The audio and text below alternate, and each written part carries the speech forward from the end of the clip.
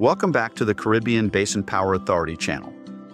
We are a Puerto Rico nonprofit corporation committed to ensuring that American citizens in Puerto Rico receive the same power quality and system integrity as those on the mainland. Together, we can foster a stronger, more resilient, and interconnected America.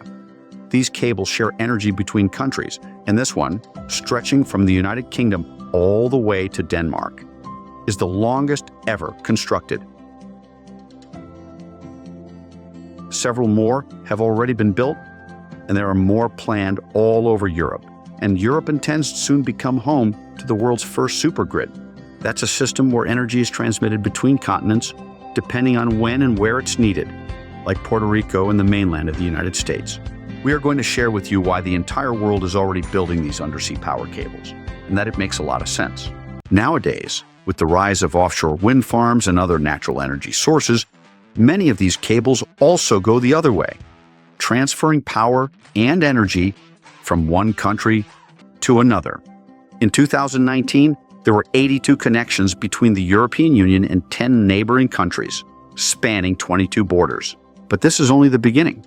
By 2030, the European Union aims for 15% interconnection, meaning that each member country will have the infrastructure to export at least 15% of its electricity through these links. One day, this could evolve into what is being called a European supergrid, where all countries are fully interconnected with each other and potentially with regions beyond Europe, like North Africa. These energy connections are transforming how nations share resources and ensure energy stability. And it's not just Europe. Other projects are set to break new records, like Sun Cable's plan to link Australia and Singapore, or Euro-Africa, which will connect Greece, Cyprus, and Egypt. However, Europe's energy strategy, both in scope and ambition, is unmatched and will likely set the stage for the future of global energy sharing. And if that was not enough, take a look at the Champlain Hudson Express project recently funded by the Department of Energy that delivers 1,200 megawatts undersea and underground, just like Project Equity does, from Canada to New York City.